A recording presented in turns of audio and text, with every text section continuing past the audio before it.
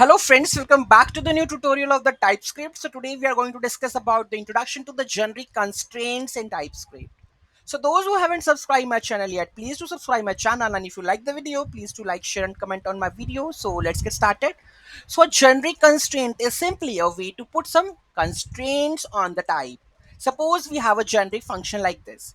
Suppose we have a function like print me, and here we have an argument t and the type t, okay, and the return type should be a void. Okay, so first we are passing the 10. Let's try to just copy this and try to return all of this thing. So here we go with the console, and just let me comment this section. Okay, let's try to add our code. Okay, let's try to run and see the errors and all. Okay, so first is print 10. Okay, so here we have the 10. Then we have print me hello. Then we have this one, print me true. The true is there, name is there, undefined is there, and null is there. Okay, so here this is the basic generic function. Okay, so the return type should be a void. So there would be no error in that on the TypeScript. Never interferes in over here. Okay, so this is the basic one.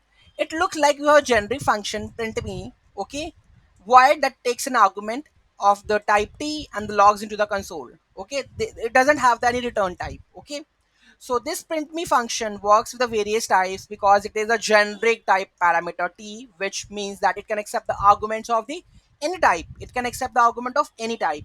And TypeScript infers the type t based on the type of the argument you can pass when calling the function. Okay, so whenever you call the function, it will TypeScript automatically knows like this is a number, this is a string, so automatically return or whatever we have passed. Okay, so next we want a function to accept only string or number. Suppose I want a function that could accept a string or number. We do by this using the extend keyword that comes in the constraint part. Okay, so here we can see that the generic constraints come up here with the help of the using the extend keyword.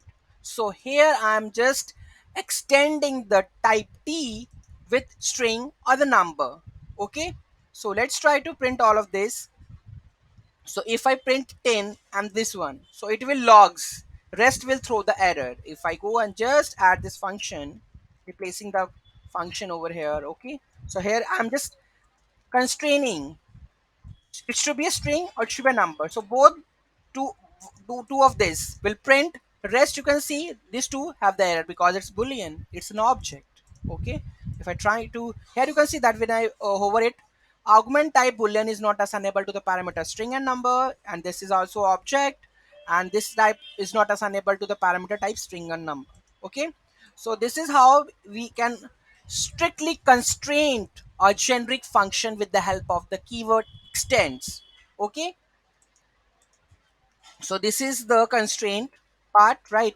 So any doubt, any query in that, just do let me know in the comment section. Thank you so much for watching this video. Have a great day, and don't forget to like, share and comment on my video.